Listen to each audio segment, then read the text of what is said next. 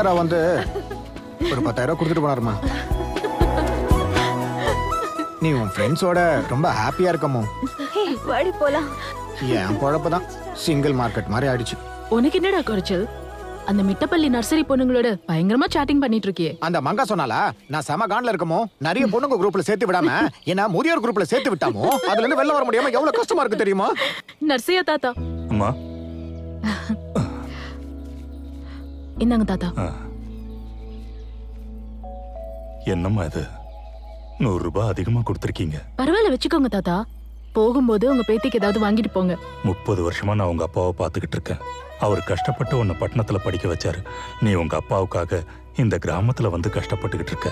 உண்மையை சொல்லணும்னா அவர் பையனை விட சிறந்த பொண்ணை தான் பெற்றிருக்காரு.